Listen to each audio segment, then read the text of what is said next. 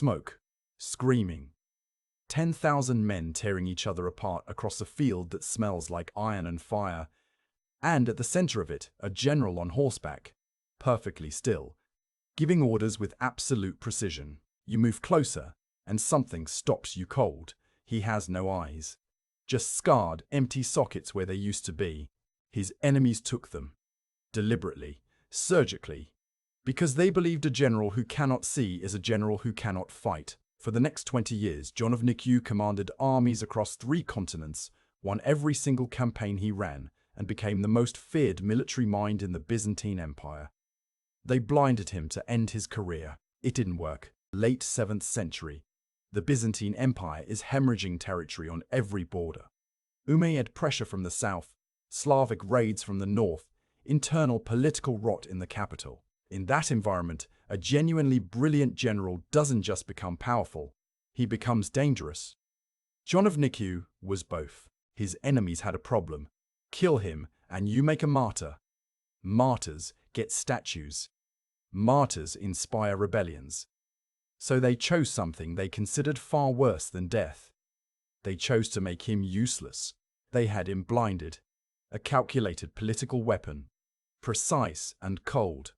Remove the eyes. Remove the general. Problem solved.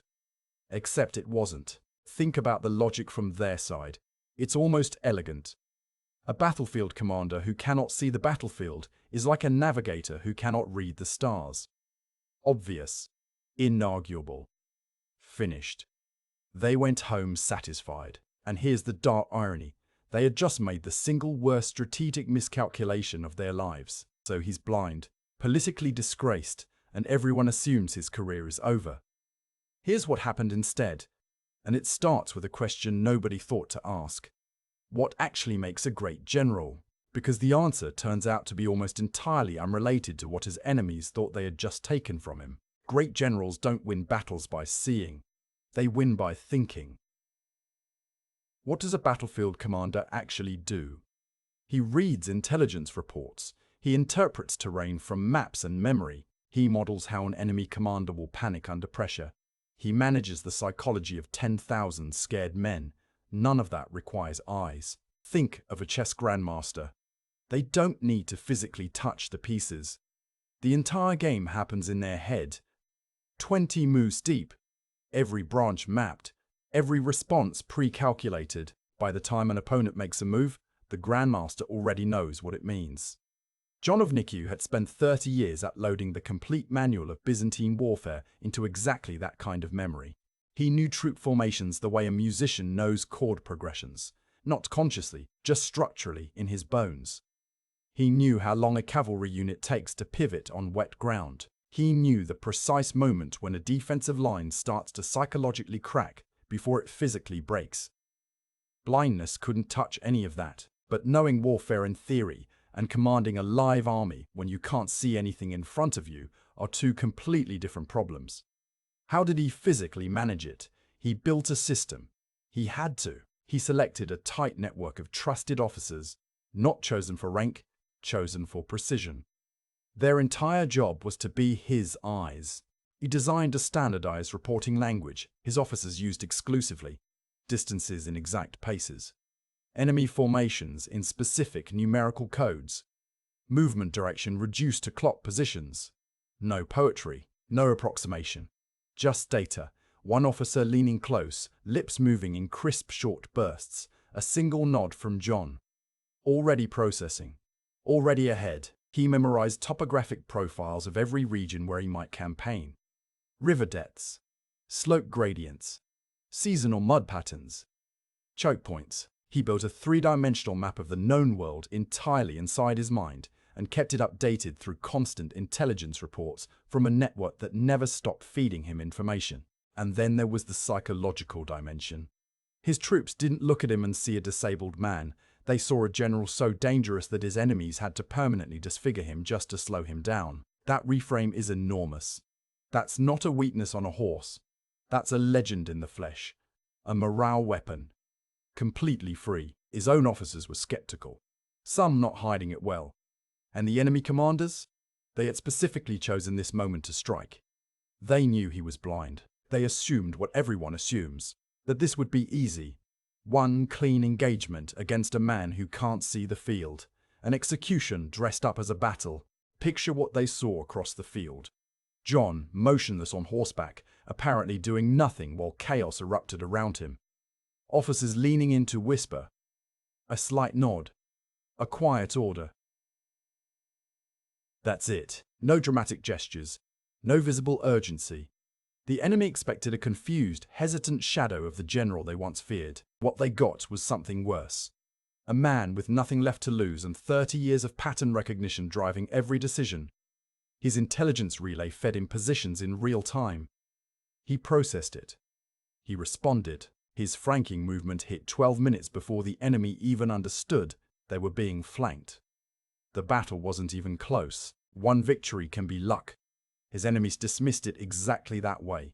So he did it again and again, across 3 continents, 3 completely different theaters, different terrain, different climate, different troop types, different enemy psychology, different logistical nightmares on every single front. And this is where the story stops being about one man. In the marshlands near the Danube, he adapted his relay codes for dense terrain where visual signals were useless. In the Syrian corridor, he mapped water sources from intelligence reports and used them to dictate enemy movement before a single sword was drawn. Different environments. Same principle, pure information converted directly into victory. In North Africa, he faced commanders who had studied his tactics and tried to use feints against him. It didn't work. Because feints are visual weapons, you can't feint against a man who processes nothing but raw numbers and confirmed positions. He saw through every illusion because he literally couldn't see the illusion. But here's what stops you cold. Cited generals of this exact same era. Men with full vision, full resources, every advantage John was denied, were losing wars constantly. The Byzantine military record of this period is not a highlight reel. It's a graveyard of campaigns gone wrong. John went undefeated. What does that tell you? Here's what nobody ever talks about.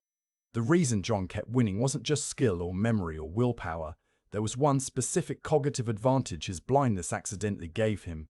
It explains everything, and it starts with the fatal vulnerability that every sighted commander carries onto every battlefield. Sighted commanders have a fatal vulnerability. They believe what they see.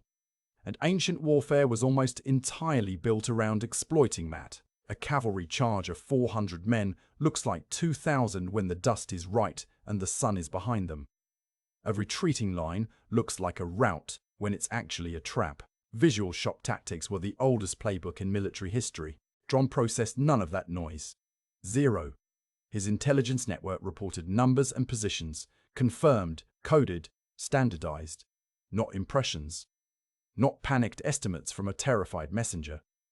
Cold data. It was operating on pure signal, while every other commander on the field was drowning in visual noise. That asymmetry won battles before they started. Think about blind musicians with perfect pitch. Stevie Wonder, Ray Charles, who develop harmonic memory so precise they can hear a chord wrong by a single semitone. The absence of visual input doesn't diminish the mind, it redirects it, sharpens it in specific directions. John's blindness had carved away every cognitive distraction that kills sighted commanders. Which brings us to the part of John's story that his enemies never anticipated.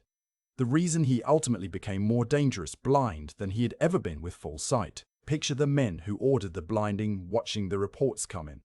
First campaign, John wins. Second campaign, John wins. Third, watching the man they crippled become mythological in real time.